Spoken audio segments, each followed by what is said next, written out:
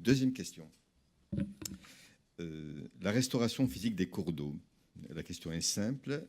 Y a-t-il une garantie de résultat? Oui, alors le terme restauration laisse aussi penser d'une certaine manière à un retour en arrière, hein, un retour à un état. La question est orientée, monsieur l'évêque? Les mots sont orientés. Je ne pose pas. Bon, on fera mieux. Les mots sont piégés souvent et on a des interprétations différentes des mots. Allez-y, allez-y. Bon, donc la restauration, elle est souvent pensée, d'ailleurs elle est affichée comme ça dans certains cas, de retour à un état antérieur au stress.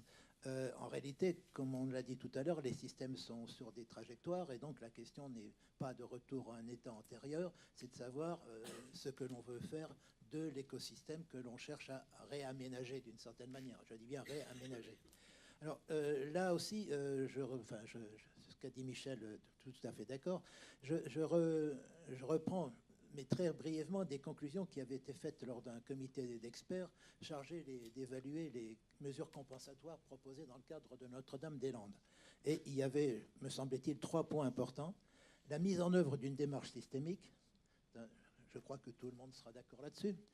La prise en compte de la non-stationnarité des écosystèmes, ça veut dire, là on rejoint la notion de trajectoire, de dynamique temporelle des systèmes et la nécessité de faire un peu de prospective, si ce n'est de la prévision. Je n'aime pas le terme prévision, mais la prospective, c'est peut-être beaucoup plus important. Et puis la prise en compte de la valeur patrimoniale et esthétique des sites impactés. Alors ce que disent la plupart des études, des méta-analyses en matière de restauration, c'est que c'est très variable. Il y a des situations où on retrouve des situations attendues et puis des endroits où les choses évoluent de manière très différente ou mettent beaucoup de temps à se rétablir.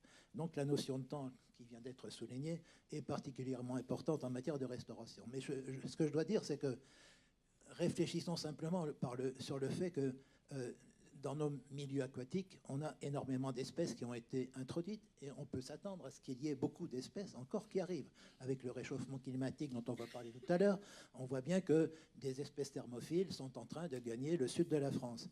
Donc, réhabiliter, d'accord, mais réhabiliter en sachant que derrière, il y a des changements nécessaires et presque automatiques dans la composition des biocénoses, parce qu'on ne rétablit pas les milieux tels qu'ils sont. Je vous rappelle que quand même, on a par exemple introduit un silure dans la plupart des rivières françaises.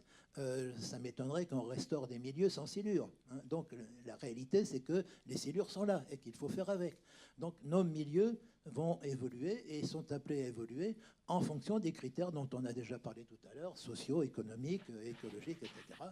Donc, une fois de plus, on est à quelle nature voulons-nous, quelle rivière voulons-nous?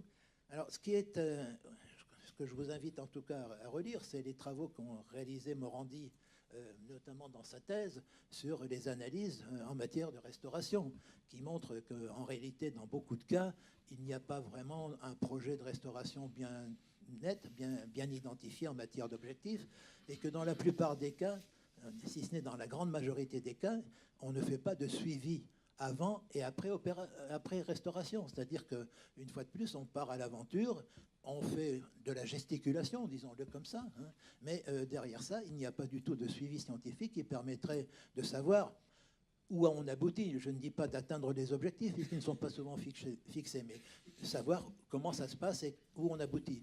Donc il y a effectivement là aussi un déficit d'information, hein, et beaucoup de projets, finalement, se terminent sans conclusion définitive, puisqu'il n'y a pas de suivi derrière.